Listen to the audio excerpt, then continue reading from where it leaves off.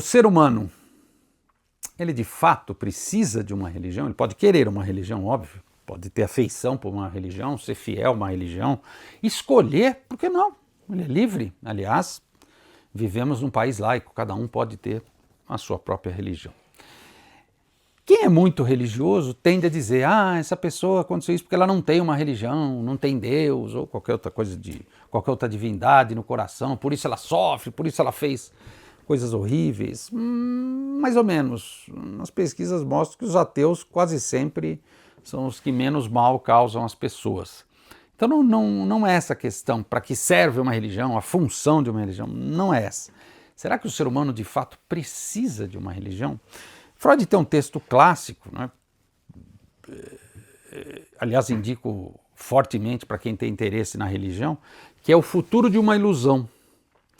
Então Freud começa a pesquisar as religiões, Freud era muito dedicado nas pesquisas, começa a compilar material, e ele vai chegando a um ponto no qual, né, na história da humanidade, são muitas religiões, muitos deuses, enfim, né? Hoje, claro, nos últimos anos, hegemonicamente, o cristianismo, né, a figura de Cristo, etc., a religião católica, claro, tem um peso, mas nós temos várias religiões, inclusive, que têm outros deuses, outras divindades, portanto, Freud, eu sinto no texto que Freud tomou cuidado para fazer qualquer afirmação generalizante, ele sempre deixava claro que ele estava pensando numa religião mais institucionalizada. Então, nesse texto, o Freud se dá conta de que, vamos chamar de fiel, quando o fiel se aproxima de uma religião, de alguma maneira ele tem alguma expectativa, né? Eu vou ser isso, porque aí com isso eu vou... E aí, basicamente, todas as religiões têm uma promessa, né? De que no fim da vida, depois da vida, você vai ter um outro episódio que vai ser bom, que vai ser muito positivo. E o Freud começa a se interrogar por que aquilo que as religiões prometem, né? O paraíso, você vai reencarnar, vai encontrar os seus parentes, você vai viver num vale onde só tem alegria, você não vai sofrer mais, né? O sofrimento é na vida terrena, né? Quando você desencarnar, você vai ser um espírito de luz, etc. Então o Freud dizia que todas essas promessas de felicidade, não coincidentemente, né, sendo irônico, claro, elas de alguma maneira se pareiam com as expectativas que nós humanos, mortais, temos acerca da felicidade, temos acerca de um paraíso idílico, né? A gente sempre fala, quando eu me aposentar, quando eu vender minha casa e for para um casebre no meio do mato, eu vou ser feliz. É sempre assim, né? Eu vou morar na praia e vou ser feliz. A gente sabe que quando chega lá na praia, no casebre, a vida continua, a vida é tensão, né? Então, nós temos uma expectativa de um paraíso, né? De ser amado, de ser perdoado, de desfrutar, de usufruir de uma vida muito boa, sem tensão, e o Freud parte dessa hipótese de que as religiões, de alguma maneira, prometem isso. Agora, você aceitar essa promessa, você, vamos dizer assim, acolher essa promessa, o que Freud está dizendo é que você não está cometendo um erro.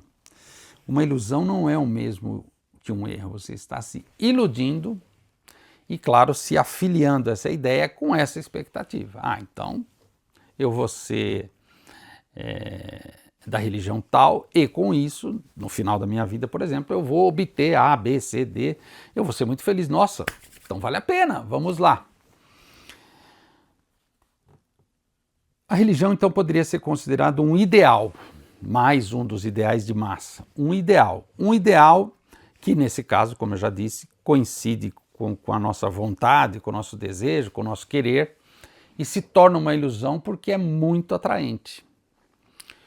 Então, nesse sentido, a religião não precisaria seduzir ninguém, convocar ninguém, convidar, mesmo convidar, não é necessário, porque as pessoas vão se aproximando dos seus símbolos, da sua doutrina, da sua liturgia, vão se afeiçoando e vão fazendo parte. Então, Freud tem um texto muito famoso chamado Psicologia das Massas e Análise do Eu, no qual ele diz que o grupo ele se identifica a um líder, né, ele obedece a esse líder, ele quer ser como esse líder, ele quer ser amado por esse líder, aliás, ou uma ideia ou um ideal. Então a religião, ela poderia ter um líder, evidentemente, né? Sei lá, a religião católica, o Papa, ou mesmo a figura de Cristo e de Deus, mas não precisa ser necessariamente um líder encarnado. Pode ser uma ideia, pode ser um ideal. Então eu vou para essa religião que diz que quando eu morrer eu vou reencarnar e vou reencontrar todos os meus, assim, meus parentes, meus amigos.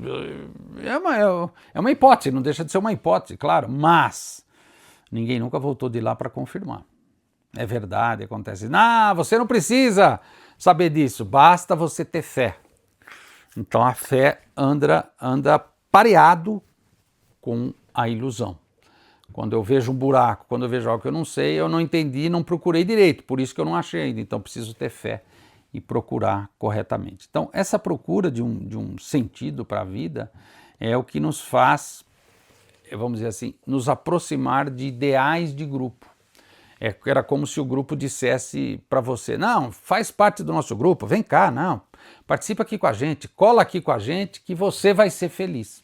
Isso vale para tudo, a família é um grupo, o casamento é um grupo, os grandes projetos sociais, né, um time de futebol, o marxismo, o feminismo, alguns críticos até dizem o psicanalismo, o freudismo, também são promessas. Então a gente pode se relacionar com tudo nessa vibe de um fiel, um bom fiel, que espera a sua recompensa, alimentado por essa ilusão. Então, fica mais claro agora por que a gente, de fato, dificilmente abre mão de uma religião. Porque a gente teme ser criticado pelo grupo, perder o amor do grupo, e mesmo assim, né, puxa vida, e se eu precisar, né, dessas coisas, desses ideais, como é que eu vou fazer, né? Então Freud lança uma outra ideia em paralelo a isso, que é a ideia do desamparo. Então Freud diz que o bebezinho humano, quando sai lá do útero, no primeiro choro, tal, ele é um bebê absolutamente desamparado. É um animal, aliás, né? Nós somos animais racionais, mas somos animais. É o animal mais frágil do mundo. Qualquer outro animalzinho que sai da mãe, de alguma maneira, já consegue se virar. O bebê humano não se vira. Ele depende exclusivamente do outro para poder sobreviver. Se você tirar um bebê do útero de uma mulher e pôr no berço e ninguém mais mexer com ele, ele morre, não precisa a menor sombra de dúvida. Então, os filhotinhos animais têm um pouco mais de força e de condições, tem um aparato ali que os permite, mesmo sofrendo, avançar. E aí, o Freud diz então que o desamparo é estrutural da condição humana. Então eu desamparo, a nossa condição de desamparo, a gente brinca, eu sou carente, eu sempre falo, todo mundo é carente, né?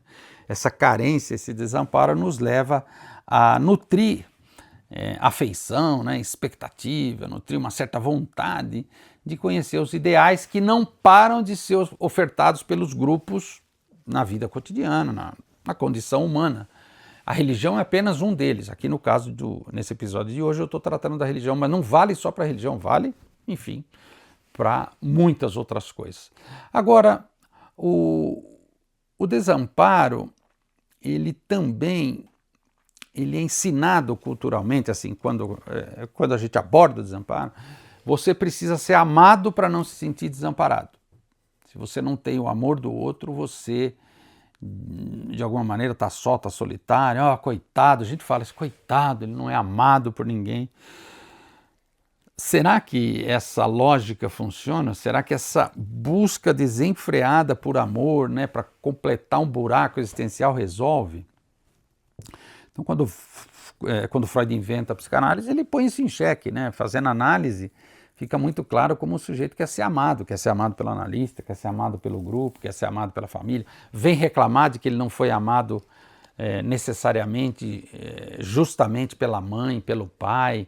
Então, olha que interessante, né? As religiões, eu aposto que todas, oferecem. Se você for fiel, você vai receber o amor não só de Cristo, de Deus, sei lá, Maomé, Buda, não importa. Além dos colegas da religião, dos nossos irmãos. Ou seja, você vai estar sempre, assim, vamos dizer assim, disponível para ser amado pelos irmãos, né? Você pode contar com isso. Mas em contrapartida você tem que ter um pagamento aí, né? Tem um investimento seu que é voltar em fé, em crença e principalmente, vamos dizer assim, num trabalho em prol dessa religião, né? Enfim, dos rituais, dos encontros em grupos, da crença, da divulgação da própria religião, né? Então, se a gente pensar bem, o ateu, atel, sem Deus, atel, em português ateu, né? Tel de Deus. O ateu é o sujeito que de alguma maneira indica para todas as religiões, para todas as pessoas que cultuam e praticam uma religião, que para ele isso não é necessário. Não sei se as pessoas compreendem, né? Porque quando a gente tem uma fé, quando a gente tem uma crença, quando a gente tem uma ligação muito forte com algo, a gente quer convencer o outro de que isso é bom. A gente quer... Aliás, você não quer só convencer, a gente quer que o outro passe a ser meio igual a gente, né? Então, nesse sentido, o ateísmo também passa a ser um fenômeno de grupo entre os ateus, né? Agora, só para encerrar o raciocínio aqui, será então que a gente poderia pensar que a religião, né, já que a questão é se o ser humano precisa ou não de uma religião, será que o Estado precisa de uma religião? Será que o Estado tem que ser religioso, não importa qual? Ou o Estado deveria ser laico, completamente laico e incentivador de um modo de vida democrático no qual qualquer religião pudesse ter o seu espaço, enfim, ser respeitada, os seus praticantes? Ou será que as religiões, por serem fenômenos de grupo, levam a fanatismo, levam à violência, levam à intolerância, à exclusão e principalmente uma tentativa de ser hegemônica, né? A gente vê muito isso, né? A religião é boa, a minha, a do outro não. Então vamos dar um jeito de acabar com a religião do outro, vamos deixar uma religião só. Qual? A minha, obviamente. Será que a religião que fala tanto do bem, no fundo, não pode acabar trazendo à tona o pior de cada ser humano?